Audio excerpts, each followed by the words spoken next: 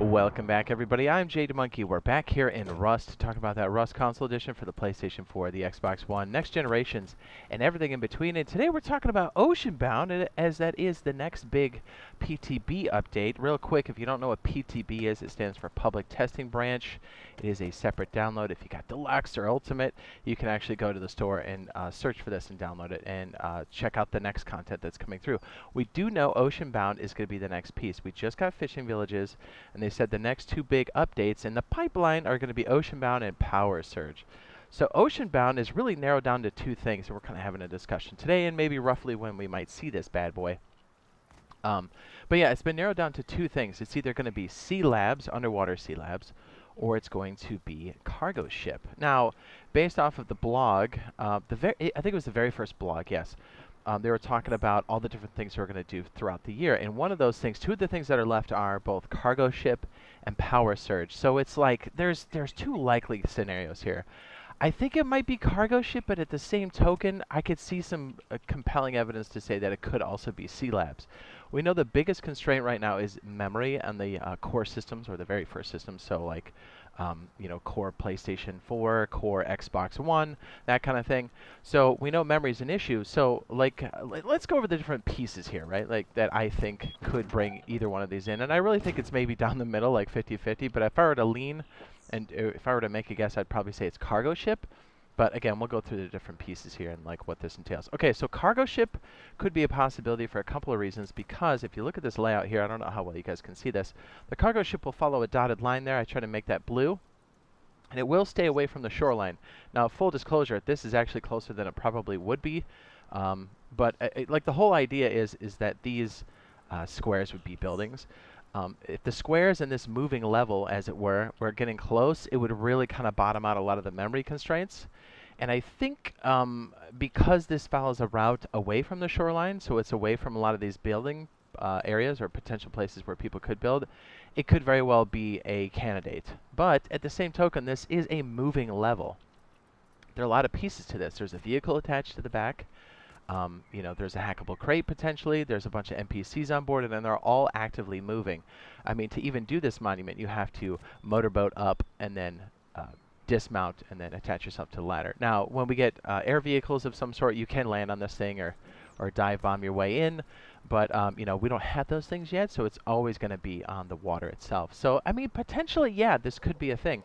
Is it going to be a great point of interest for this game? Heck yeah, it is. Are you kidding me?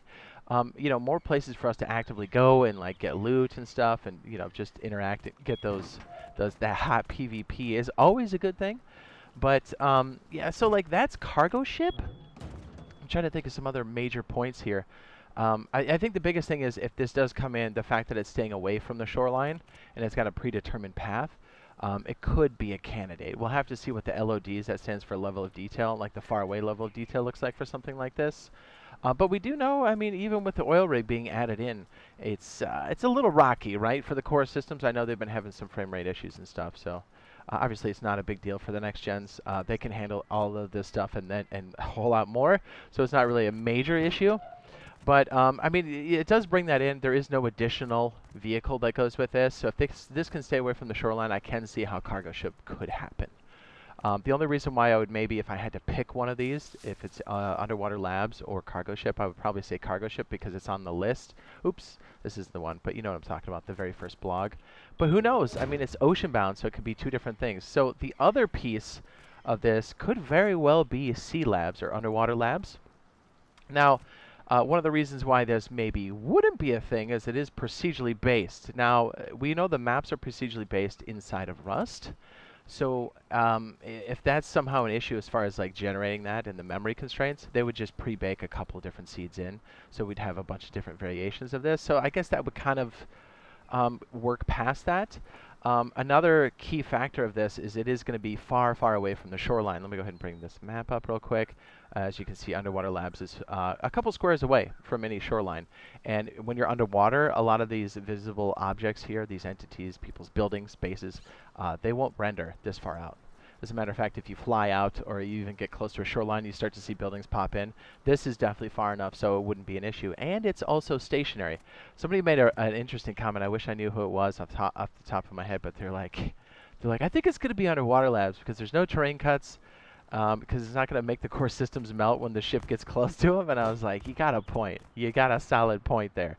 So again, it's like 50-50. I really think it's going to be down the middle. It could be either one of these. I mean, it'd be sweet if it was both. One of the major things that would be awesome with this, not only with the underwater labs and having, you know, a different monument with all the green cards, red cards, blue card, right? All of those key cards. But we would also potentially get a vehicle, and this could be a candidate as it is in the water. It does move slowly. There's the duo version, or I'm sorry, there's the duo version, there's the solo version, and you know, it's slow enough. We got the fishing. We did get the orange Ruffy recently, and the only place you can get that is in the moon pool. Hello. So if it's not going to be on Oceanbound, I think it's on the list sometime. You know, I don't know if it's going to be this year. If we, let's put it this way, if we get cargo ship, I don't think we'll see this year. That's just a guess. I don't know. But it would be cool if we got this. I mean, like people were saying, this doesn't move.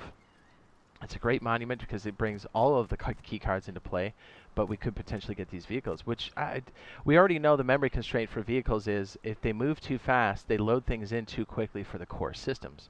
That's one of the main reasons why the minis aren't in yet, right? That was a hard stop for them until they figured that out. So, I mean, it's not like these bad boys are flying over land, right? Like, they move pretty slow, and when they're underwater, a lot of this visible stuff is out of range, so it doesn't render, which means it's a non-issue for memory.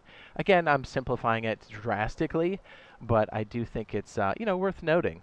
But it's just exciting to know that we have these two pieces looming, and either one will be great. Obviously, I would love to have submarines. I mean, you can fish off these bad boys. You've even got, here, let me just show you real quick. You got little spots for cargo and stuff. I think the cargo thing is here at the toolbox on the side. How sweet is that? And then I think the cargo thing is inside the duo. Oh no, I just pushed it off. It's inside of the duo submarine. Where is it? Is it down here? There it is. It's like a locker. Yeah, boy. It would be great, right? I would take either one. I'm excited for this new content. Oceanbound is going to be either one of these. I really don't think it's going to be anything else outside of this. Just by the name itself, pretty much says these are the only things left inside of Rust that we know of that could be coming in. But either way, it's going to be really, really exciting. Can't wait for this. Oh, yeah. So as far as this coming in, on average, this is around 3 weeks to a month after the main release does happen. So we did just get Deadly Catch over here. And sometimes it's immediately. We've had a couple of those where it's almost a week after. So I would say maybe set your expectation for 4 weeks. And if it's earlier, that just makes it that much better. Hello, am I having a stroke? So yes, it'll come to PTB first. It'll be there for a while, especially if there's some hiccups, and then it'll move over to polish. And like the standard average for how these have been going is these will sit inside of public testing branch for 2 to 3 months. I hope it's faster than that. I really do, because I really want to see Power Surge badly.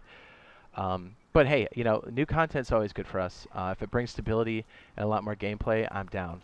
So I'm definitely into it. So Oceanbound's just around the corner. I'm very excited for it. And if you're like, hey, I'm just starting that wipe again, I need a way to start tapping into the sea, but I need a way to start storing my loot. If you're a solo, I've got the Aero base that's specifically designed for solo players to last the entire wipe. And especially if you make 2 of these bad boys, you have an even higher chance of surviving. So I will pop it up on the end screen if you want to check it out. Doodle-doop.